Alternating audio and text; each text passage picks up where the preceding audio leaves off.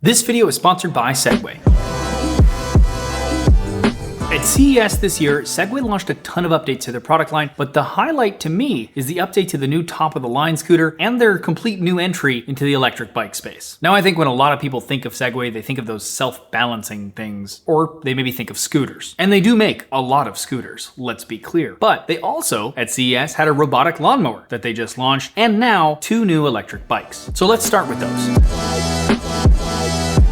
Firstly, the Cyber, and just look at it. I was told that they called it the Cyber because it looks very cyberpunk-esque, and can confirm. And starting with those looks, we have a cast aluminum frame with a 408-pound weight limit, including a max rack capacity of 121 pounds, so you can haul things too. There's also dual suspension with 110 millimeters of dual crown front suspension and 100 millimeters of rear wheel suspension. We have 20-inch by 5-inch fat tires with flat-resistant inserts and 4-piston front and dual-piston rear brakes, with, of course, red accents, because duh. And you'll be happy to have those brakes because we have a rear hub motor capable of 175 newton meters of peak torque and 6,000 watts of peak power, which means that it can go from 0 to 20 miles per hour in 2.7 seconds. In the middle of the frame, we have one 1,440 watt-hour battery as standard, which according to Segway gets you 56 miles on that one battery. But you can add another one to get 112 miles. Of course, this is most likely on the lowest assist settings like all manufacturers do, and depending on how much you just leave it in that top power mode and throttle like I do, you could probably expect a bit less. Either way, the charge time is 4 hours thanks to a 10 amp charger, and the batteries are all IPX7 rated and UL certified for safety and reliability. Speaking of,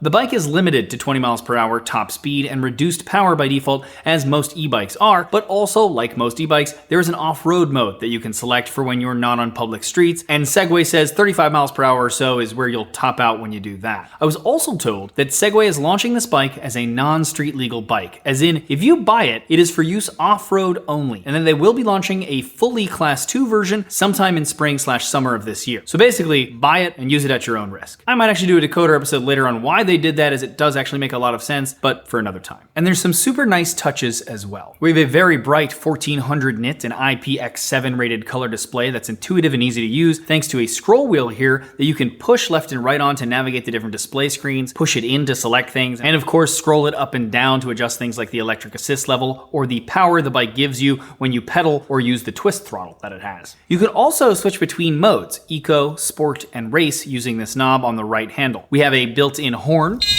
plus a bell, so you can decide your level of anger at whomever is in the way. A bright 1300 lumen headlight that you can even set to auto on or off like a car would do. USB-A and USB-C charging ports for your phone, for example. Apple Find My is built in, as well as dual positioning GPS for more coverage. And it has built-in airlock keyless locking, it's called. Basically, once you put the kickstand down, it locks the forks and wheels and has an alarm that will sound if somebody jostles the bike, as well as you'll get a notification on your phone and can track the bike in the app, and have it auto unlock if you get close enough to it if you want.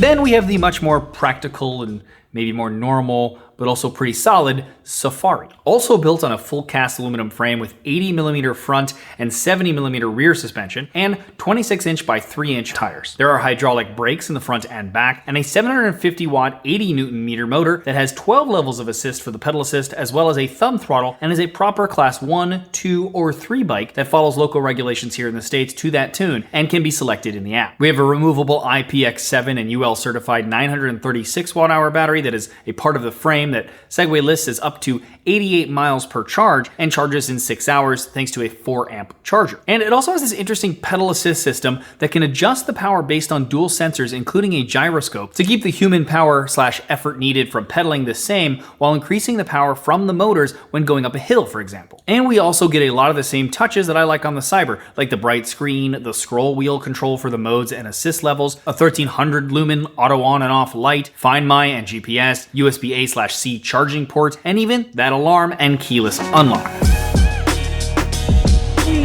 And lastly, we need to talk about their new super scooter, as Segway calls them, the GT3. Now this isn't your kid's scooter. We have 11-inch ultra-wide tires with a self-sealing layer inside to stop punctures from leaking air. There is dual hydraulic front and rear suspension, and we have a 2400 watt motor that'll go from 0 to 30 miles an hour in 9 seconds. It also has a top speed of 31 miles per hour. And to help you stop, there are front and rear disc brakes. It comes with a 1.4 amp charger to charge the 899 watt hour battery in about 5.5 hours, and it has a range of up to 45.7 miles according to Segway as well. And we also get a lot of the same touches again from the bikes, like the bright screen, dials for modes, a 14 watt lumen auto on and off light, Find My and GPS, USB-A and C charging port, and even the alarm and keyless unlock. But also we get turn signals and something that Segway calls Seg Ride Stability Enhancement. And of course, since it's a scooter, you can fold it down and carry it. And then there's also coming a GT3 Pro model that increases the battery to get an up to 86 mile range,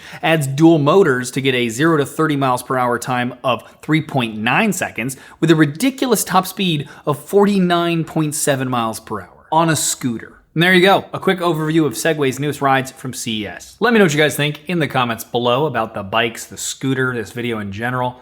Always appreciate hearing from you guys. And if you want to learn more about any of these, also to pre-order them if you're interested in that, you can do all that at the link below. Okay, now I'm going to send an email to Segway and ask them if I can borrow that Cyber to do a proper real-world test maybe. Good night.